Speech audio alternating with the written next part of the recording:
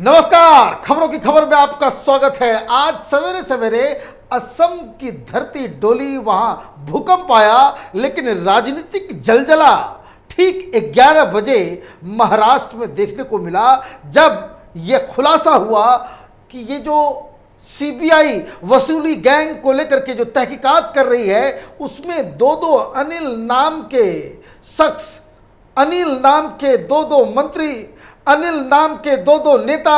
अनिल नाम के दो कल्प्रिट, उसका खुलासा रश्मि शुक्ला ने कर दिया। ये मंत्री बताए तो ये जा रहे हैं कि ये अनिल देशमुख और अनिल परब हैं, लेकिन कहानी सिर्फ ये नहीं है, कहानी कुछ और है। कहानी ये है कि आज उद्धव ठाकरे सरकार की एक बहुत बड़ी योजना पूरी तरीके से फेल हो गई। फेल इसलिए हुई कि कल हमने आपको खबरों की खबर में ये जानकारी दी थी कि आज 11 बजे रश्मि शुक्ला, वही ईमानदार आईपीएस लेडी जिन्हें हैदराबाद जाकर के ये लेटर समन किया गया था कि आपको मुंबई आना है, मुंबई के साइबर सेल के सामने अपने आप को प्रस्तुत करना है, क्योंकि आपसे कुछ सवाल जवाब किए जाएंगे कि ये जो आपने सीआईडी की चीफ रहते हुए, जो स्टेट सीआईडी है महाराष्ट्र की, उसकी चीफ रहते हुए आपने बहुत सारे नियम कानून को तोड़े हैं, लेकिन वहां से जवाब आया कि वो नहीं आएंगी। आज 11 बजे पूछताछ होनी थी, लेकिन रश्मि शुक्ला ने साफ साफ कह दिया कि वो नहीं आ सकती। जिस हिसाब से कोरोना का प्रकोप चल रहा है पूरे देश के अंदर में, ऐसे में मैं आपके सामने प्रस्तुत नहीं हो सकती, और अगर आपको इतनी ही जल्दीबाजी है पूछताछ करने की, तो आप अपने क्वेश्चंस मुझे मेल कर सकते हैं, मैं उसका जवाब लिखित रूप में आपको भेज दूंगी। अब सवाल ये उठ रहा है कि ये रश्मि शुक्ला ने ये काम क्यों किया, तो इसका भेद खुला एक ट्वीट से, जिसमें यह बताया गया, एक बीजेपी नेता हैं अतुल भात खलकर, ये एमएलए हैं बीजेपी से, उन्होंने मराठी लैंग्वेज में एक ट्वीट कर दिया और ट्वीट में लिखा था कि यहाँ पूछताछ के सारे कार्यक्रम तैयार हो गए थे। ये कार्यक्रम को इन्वर्टेड कोमा के अंदर, मतलब ये कार्यक्रम नहीं था, ये वैसा ही एक फांस था कि जिस हिसाब से अगर वो पूछताछ करने के लिए वो अगर अपने आप को प्रस्तुत करती है साइबर सेल के सामने, तो शायद उन्हें गिरफ्तार किया जाता और उनको गिरफ्तार करके उनके ऊपर केस चलाया जाता, एफआईआर दर्ज कर दिया जाता, क्योंकि अब तक जो इनसे पूछताछ हो रही है वो पूछताछ किसी नामजद एफआईआर के अंतर्गत नहीं किया जा रहा। एक कंप्लेन, जनरल सा कंप्लेन डाला गया है एक रिपोर्ट के आधार पर, जिसकी डिटेल मैं आपको दूंगा कि किस आधार पर उनसे पूछताछ की जा रही थी, लेकिन ये कार्यक्रम बना हुआ था, ये योजना बनी हुई थी कि रश्मि शुक्ला आएगी, उनसे पूछताछ होगी, एफआईआर दर्ज किया जाएगा उनके खिलाफ और उनको गिरफ्तार कर लिया जाएगा। लेकिन इससे पहले ही भाई वो तो मुंबई में महाराष्ट्र की, पूरे राज्य की सीआईडी की चीफ रही है, वो तो हर दांव पेच को समझती है। तो उसने हैदराबाद में, अभी फिलहाल ये सारे जो खुलासे हुए हैं कि किस तरीके से गृह मंत्रालय के अंदर खुला खेल फर्रुखाबादी चल रहा था, किस तरीके से वहां पर ट्रांसफर पोस्टिंग के लिए बोलियां लगती थी, धंधा चल रहा था इस सरकार के नाम पे, तो ये जो पूरा पर्दाफाश उन्होंने जो किया था, तो वो तो सारी गतिविधियों को वो जानती हैं, और इसलिए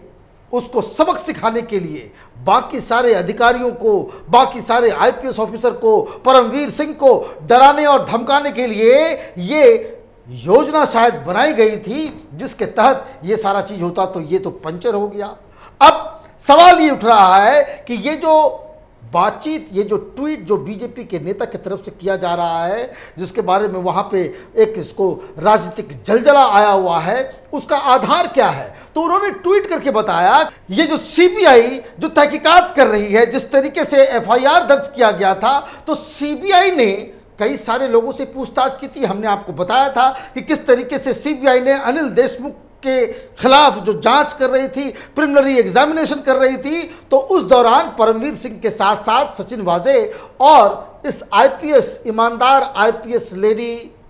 रश्मि शुक्ला से भी बातचीत की थी और उस बातचीत को हैदराबाद में किया गया था, क्योंकि जब से उन्होंने खुलासा किया कि ये जो सरकार है ये वसूली करती है, वसूली करने वाली सरकार है, तब से उनको तंग किया जा रहा था, तब से उनके ऊपर बहुत सारे उनको जलील करने की कोशिश की गई। कुछ लोग तो ये भी कहते हैं कि उनको बाकायदा उनको हार्म पहुंचाने की भी योजना बनाई गई। तो उससे वो डर के इसको कह सकते हैं कि जिस तरह का बर्ताव था सरकार का, तो उससे वो आजिज होकर के वो सेंट्रल डिप्यूटेशन पे आ गई और हैदराबाद में वो इस वक्त सीआरपीएफ में एडिशनल डायरेक्टर के रूप में वहाँ पे वो सर्व कर रही थी। तो सीबीआई की टीम हैदराबाद जाकर के रश्मि शुक्ला से उन्होंने बातचीत की और सीबीआई को रश्मि शुक्ला ने दो मंत्रियों, कई सारे और भी नेताओं के नाम, पूरा रैकेट ये कैसे चल रहा था, क्योंकि ये खुद उसको इन्वेस्टिगेट कर रही थी, क्योंकि खुद इन्होंने ही वो सारे रिपोर्ट्स तैयार किए थे, वो सारी बातें, सारे सबूत, सारे साक्ष्य सीबीआई को दी थी। और इसलिए इनको डिस्क्रेडिट करने के लिए ये जो योजना जो थी कि भाई आप रश्मि शुक्ला को ही आप एक आरोपी बना दें, उनको आप जेल में डाल दें, उनके ऊपर एक केस कर दें, उसी के तहत ये पूरा प्रपंच किया गया। उद्धव ठाकरे सरकार इस वसूली को खत्म करने के बजाय इस वसूली गैंग के ऊपर कैसे लीपापोती की जाए उसकी योजना में जुट गई। और इस योजना का सबसे पहला काम यही था कि रश्मि शुक्ला के खिलाफ कोई कार्रवाई होनी चाहिए। तो रश्मि शुक्ला के खिलाफ एक रिपोर्ट तैयार की गई। तो कुंते साहब ने एक रिपोर्ट बनाया। रिपोर्ट में क्या लिखा गया? एक एफआईआर दर्ज किया गया, एफआईआर अननोन लोगों के। और जो रिपोर्ट है उस रिपोर्ट में क्या लिखा हुआ है कि Shukla had taken the permission to record these calls under the guise of interception of the calls of few people in the interest of public safety and had thus misguided the authorities। अब आपको याद होगा कि किस तरह से देवेंद्र फडणवीस ने वो 6.3 GB डाटा के बारे में बात की थी। वो कहा था कि अच्छा उसमें सारे फोन कॉल, सारा कच्चा चिट्ठा इस वसूली गैंग का उसके अंदर था और वही सबसे बड़ा सबूत है। अब वो फोन कॉल रिकॉर्ड्स कैसे किए गए? अब जब ये मसला सामने आया था तो ये तमाम ये जो उखाड़ दिया एडिटर है, ये नवाब मलिक हैं, उद्धव ठाकरे सरकार के जो सारे बड़बोले लोग थे, इन लोगों ने एक तरफ से ये कह दिया कि भाई ये जो रिकॉर्डिंग की गई है इलीगल है, कोई परमिशन नहीं लिया गया था। और इसी आधार पे इन्होंने ये इंक्वायरी लगा दी थी कि भाई ये पता कीजिए कि ये जो फोन कॉल रिकॉर्ड किए गए हैं इसमें परमिशन लिया गया या नहीं लिया गया, और अगर नहीं लिया गया तो रश्मि शुक्ला को जेल के अंदर डाल दिया जाए। अब इसको लेकर के एक कमेटी बैठती है, इन्वेस्टिगेशन होता है और इन्वेस्टिगेशन की रिपोर्ट क्या है वो मैंने आपको बताया। अब इसमें एक पेच जो है वो ये है कि अब ये कह रहे हैं कि भाई ये जो है अथॉरिटीज को मिसगाइड किया गया था, ये जो फोन कॉल्स किए गए थे वो पब्लिक सेफ्टी के लिए किया गया था और उसके लिए परमिशन दिया गया था। अच्छा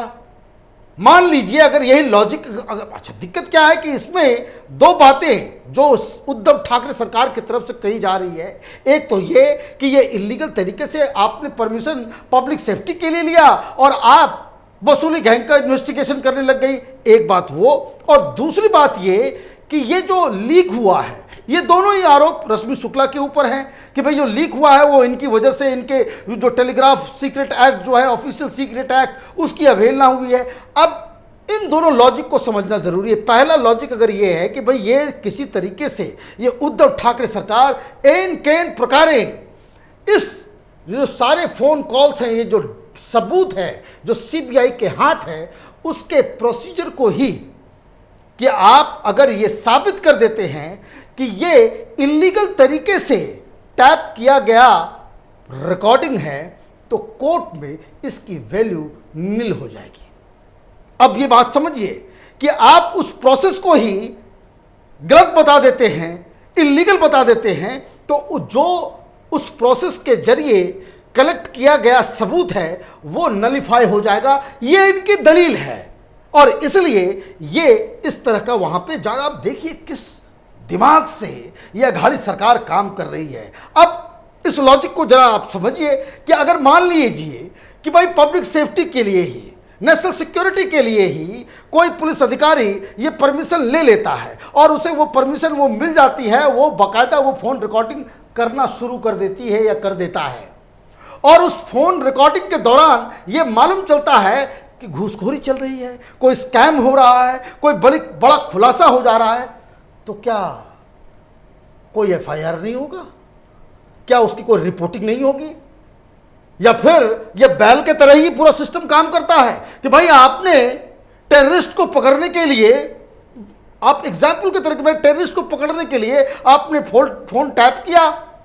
लेकिन हजारों करोड़ रुपए का घपलाबाजी हो रहा है, उसमें मनी लॉन्ड्रिंग हो रही है, उसमें हवाला रैकेट का अगर खुलासा हो जाता है तो उस पर कोई कार्रवाई नहीं होगी।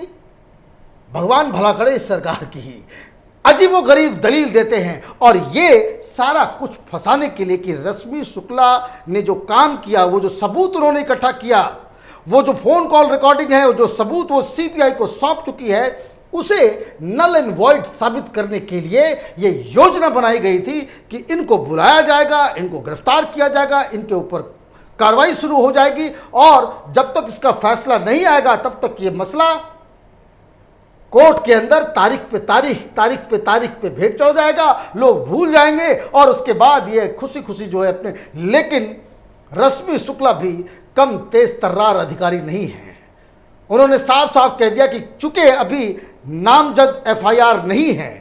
उनको कोई आरोपी के रूप में उनको नहीं बुलाया गया है, एक गवाह के रूप में, क्योंकि वो उसकी इंचार्ज थी, तो उन्होंने साफ साफ कह दिया कोरोना का समय है, घर से निकलना बड़ा